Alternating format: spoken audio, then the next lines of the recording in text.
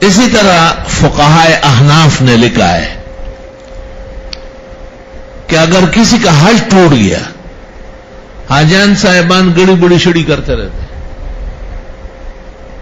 بہت طویل عبادت ہے، اللہ آسان فرمائے، دیر گران کال، اور اس قدر مزدلفہ میں اور عرفات میں توبہ توبہ توبہ شیاطین منتشر ہوتے ہیں جس کی کوئی حد نہیں ہے۔ ہر سال باقاعدہ عرفات میں اور مزدلفہ میں بدچلن عورتیں پکڑی جاتی، اس مقام پر، اس جگہ میں خاص شیطان ان کو لے آتا ہے لوگ گناہگار کرنے کے لیے۔ تو یہ قاعدہ آپ نے نور العزا سے لے کے ہدایت تک پڑھا ہے اور ہدایت سے لے کے مشکات تک پڑھا ہے کہ جس وقت 10 ذی الحجہ کو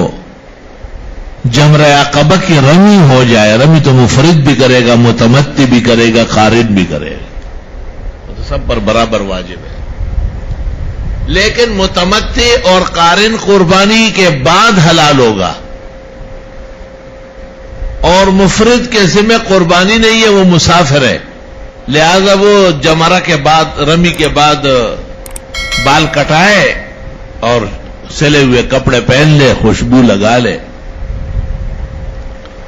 متمتی اور قارن کے ذمہ قربانیاں واجب ہے، وہ قربانیوں سے فارغ ہو جائے تو حلق کر لے راس کا اور سلے ہوئے کپڑے پہن لے، خوشبو لگا لے،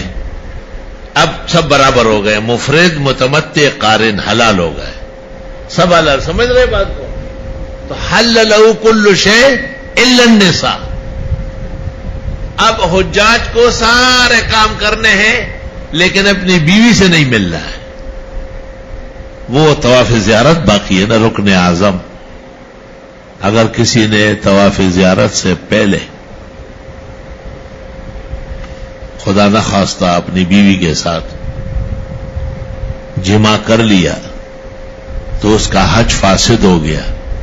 لیکن علیہ ان یمسک ولا یرفع، برقرار کرے، احکام سب بجا لائے،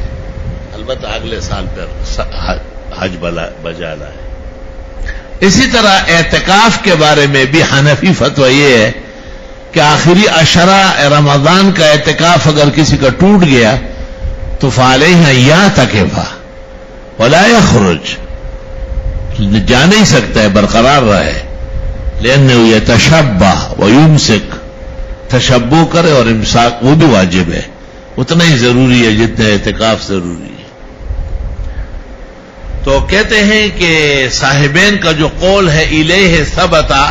رجوع ابی حنیفہ، امام صاحب نے اس کی طرف رجوع فرمایا۔ السلام علیکم ورحمۃ اللہ وبرکاتہ۔